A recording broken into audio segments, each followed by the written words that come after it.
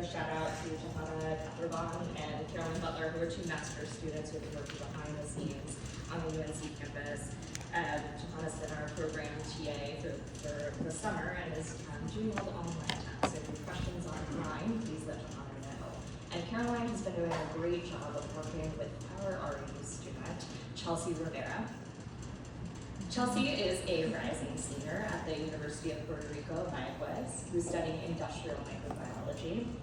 She's interested in pursuing a career in public health and epidemiology, but this summer we've had the pleasure of working with Chelsy to investigate the use of RUVC. Chelsy?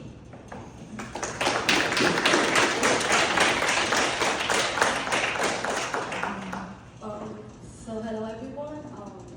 As Megan already introduced me, my name is Chelsy Rivera-Rodriguez, and I'm going to be showing you what I've been doing during the summer, working on RUVC, disinfection kinetics at the Brown Lab, and we're going to start talking a bit about the problem that why we developing this new tool. So the main problem here is that healthcare-associated infections, also known as HAIs, are antimicrobial microorganisms that pose serious healthcare threats to not only the patients that are being attended by your physicians, but as well as the healthcare workers. On average, 1 in 31 patients daily are affected by HNI, and I got this number from the CDC when they did their research last year. So as we know, antimicrobial resistance is a growing concern among the research or scientific world, and the persistence of these pathogens not only makes them difficult to control, but as I mentioned, they affect our healthcare workers and patients. And the SKP pathogens significantly contribute to this overwhelming disease in healthcare settings. Here I have an image of the SKP pathogens, which again, these are the most commonly found in hospital or other clinical settings. So, as I mentioned, antimicrobial resistance is a growing concern, including traditional cleaning tools such as bleach, wipes, other materials. These microbes can create a resistance against these traditional cleaning methods, and the use of UV radiation has been a tool that has been developing over the past couple of years. As we know, ultraviolet radiation is a type of electromagnetic radiation with wavelengths shorter than visible light. And conventional UVC radiation at 254 nanometers has proven to be an alternative for sterilization of rooms, clinical tools, etc. However, this conventional UVC radiation, also known as germicidal UVC radiation, direct exposure can cause damage to human skin and eyes. Some studies have found that it can create cancer to the skin and cataracts to the eyes, and which this means that this germicidal UVC light can only be turned on when the room is empty. So what is far UVC and why are we developing it? So far UVC is a type of ultraviolet radiation ranging around 222 nanometers, and it has shown that it has the ability to inhibit microbial growth and inactivate the pathogens in the built environment. But this technology, we can use it constantly with presence of the humans in the room, because some studies have proven that it minimizes the risk exposure to humans, providing a safer environment.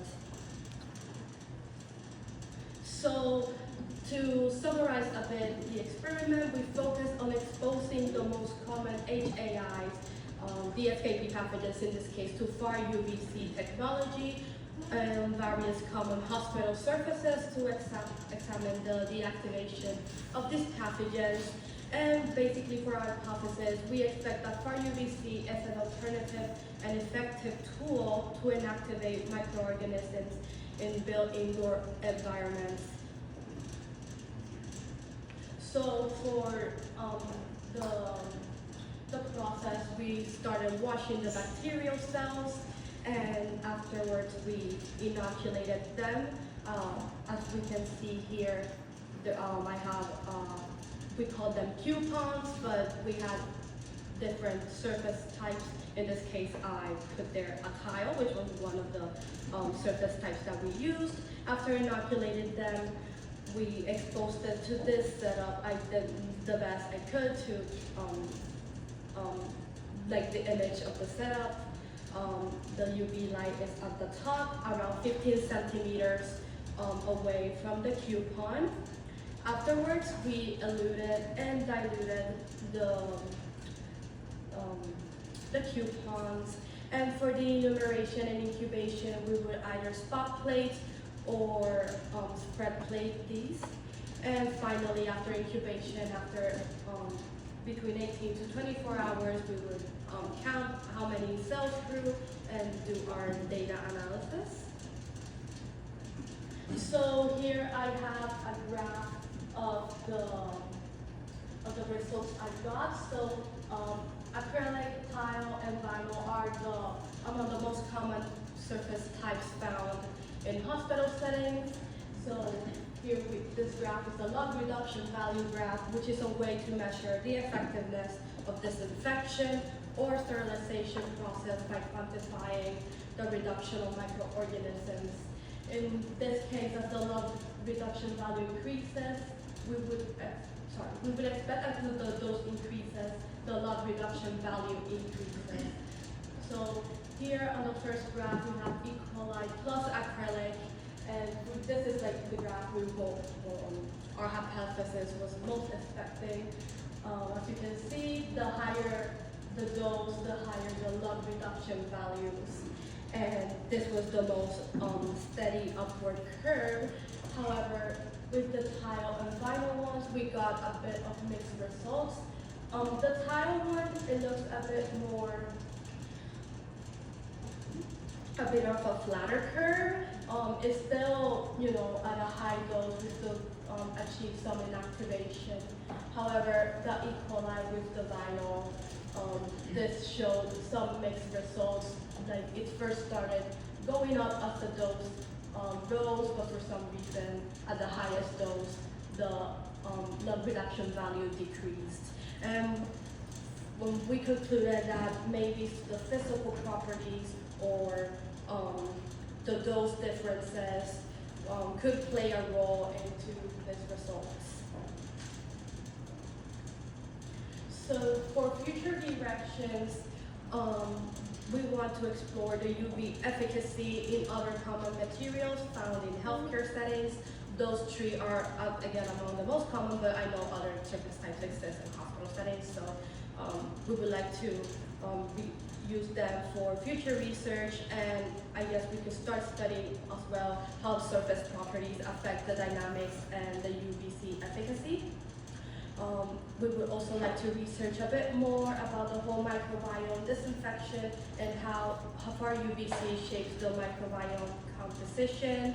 And as one that I wish I would continue to, because I really like this lab, I really wish we could continue working on this, but I hope someday Caroline would continue doing this, and Lindsay.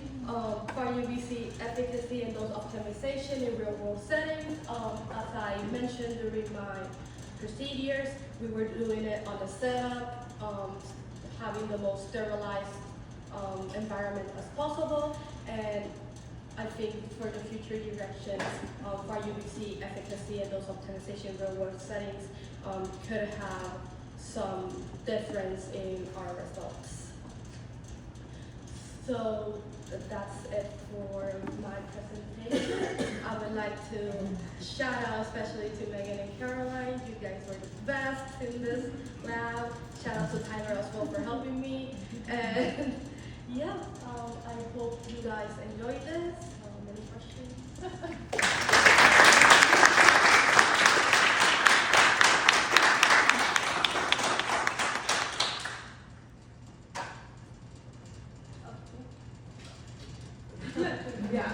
Super interesting work. Thank you for presenting. I'm curious if the data you saw with the amount of decay you got with the E. coli subject to the RUBC, if you know if that's like more or less than you would see with UV254 at like a similar dose? Oh, okay, interesting question.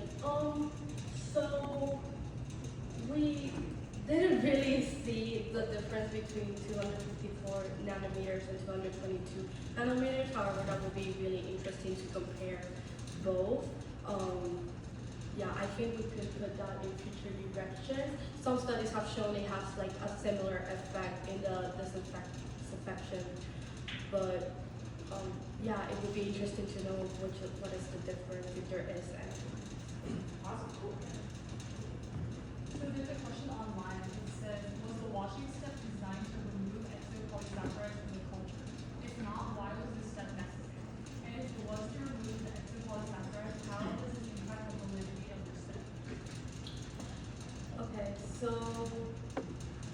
for the washing steps, since I would take the overnight culture that was mixed in with the broth, and basically that step was for cleaning the bacterial cell and trying to get all the broth away as possible from the bacterial cell. So yeah, that was like the step necessary to not have any error with the results. We wanted to try to make it as a sterile and environment and have the most accurate results possible. The vinyl looked like it did a little bit better.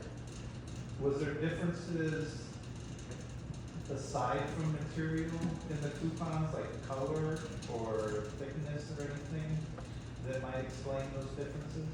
So yeah, actually, okay, I can explain. So the acrylic was the one with like kind of like a reflective surface, while the tile and the vinyl one has darker, more rough surfaces. So we do think those could play a role. Maybe during the swabbing, we need to swab just a bit more, or maybe the UVC when the light is hitting the coupon, we need to high up the dose.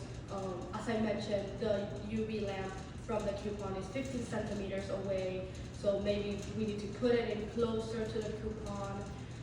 A lot of things could play a role into the weird results that we got from the E. coli and viral. A very selfish question, but was the tile porous compared to some of the others, or were they all pretty sealed on the top? Just thinking about the potential for bacteria to like get into your material and potentially use the material as a shield from the UVC. You remember if your material was like porous, or like if you dropped liquid on it, it would go in, or if it would just sit on top? I wouldn't say porous. It's more like a rougher surface, but I wouldn't say it's porous.